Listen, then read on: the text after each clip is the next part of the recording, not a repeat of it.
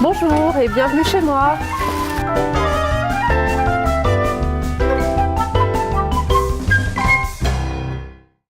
Je m'appelle Stéphanie et aujourd'hui je vais vous préparer des macarons à la fraise et au chocolat blanc et j'espère que vous les réussirez aussi bien que moi et qu'ils seront délicieux.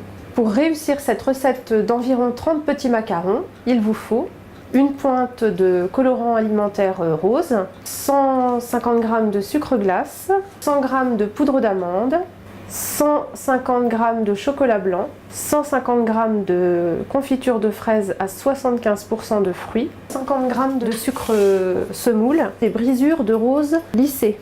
Et donc il vous faut 70 g de blanc d'œuf vieilli. Je vais donc chauffer le chocolat blanc quelques secondes seulement au micro-ondes en lissant bien. Et ensuite je vais incorporer ma confiture à la fraise. Il vaut mieux le faire étape par étape pour être sûr de ne pas le brûler. Et là, je vais commencer à le lisser. Vous voyez? Je pense que c'est bon.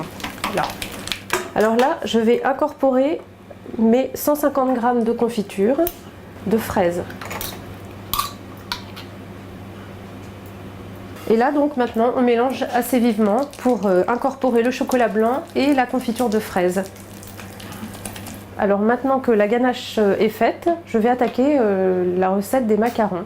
Avant de monter les blancs, on doit réduire la poudre d'amande et le sucre glace, les mixer quelques secondes afin d'obtenir, voyez, une poudre très fine pour éviter qu'il y ait des petits grumeaux. Donc je vais peser 50 g de sucre semoule. Alors pour ma part, je les parfume avec des gousses de vanille fendues en deux. Et ces gousses de vanille, je les laisse dans un tupperware avec mon sucre, de façon à ce qu'ils soient naturellement parfumés. Donc n'achetez plus de sucre vanillé, faites comme moi, 1 kg de sucre, 2-3 gousses de vanille fendues, et vous en avez tout le temps, toute l'année. Donc je vais peser mes 50 g. Je vais donc réaliser les macarons dans mon robot cooking, mais on fait exactement la même chose dans le KitchenAid. Pour monter les blancs, ou si vous avez un simple batteur classique, on peut aussi le faire avec le batteur. Alors là, je vais verser 70 g de blanc d'œuf vieilli. Alors les blancs vieillis, en fait, ce sont des blancs qui ont été séparés des jaunes 3 à 5 jours au minimum dans un récipient hermétique et mis au réfrigérateur pour pouvoir les utiliser à la confection des macarons. Alors là, moi je vais mettre 1 minute, donc c'est-à-dire que je vais faire 3 étapes de 3 fois 1 minute. Et à chaque fois, là je vais les faire tourner tout seul, 3 minutes vitesse 4, là ça tourne, voilà.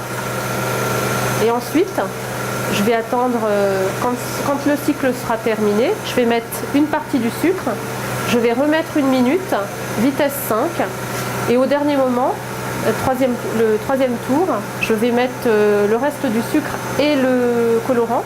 Là, je vais donc remettre 1 minute et je vais ajouter la moitié de mon sucre.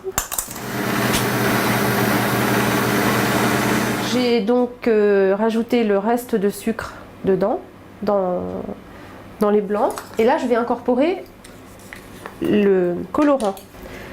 Alors moi j'aime bien quand ils sont très colorés. Et donc là c'est parti pour 1 minute.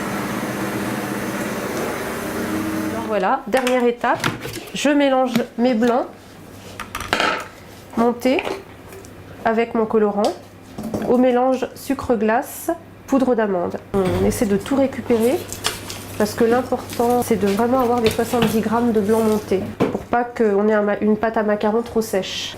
Et là on commence à mélanger.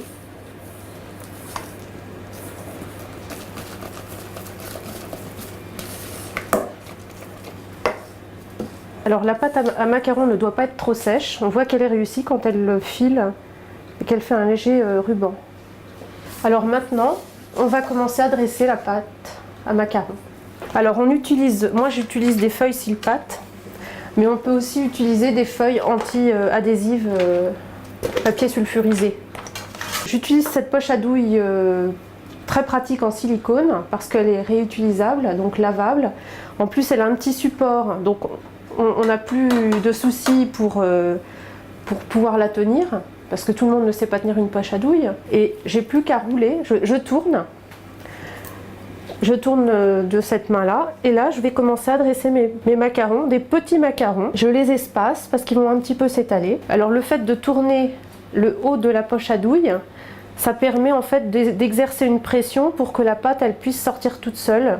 Je vais mettre 20 minutes pour que mes macarons aient le temps de croûter. Alors croûter, c'est laisser les macarons 20 minutes à l'air libre avant de les enfourner. Pour qu'ils soient un petit peu plus jolis, et donner un petit goût en plus, c'est-à-dire qu'on va rajouter des brisures de rose lissées sur seulement une plaque. Une fois les 20 minutes d'attente, je vais enfourner 12 minutes à 150 degrés. Alors après 12 minutes de cuisson, on va pouvoir découvrir la cuisson terminée et voilà. Des macarons croûtés avec une petite croûte lisse et en plus on a la belle collerette des macarons. Alors on utilise une poche à douille pour garnir les coques. Donc on va garnir une moitié et ensuite on viendra assembler la moitié avec les brisures pour faire le dessus.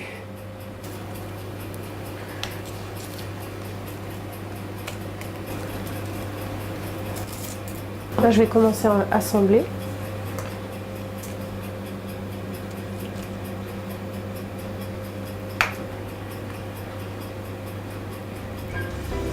Donc voilà mes macarons à la fraise et au chocolat blanc, qui je pense sont réussis.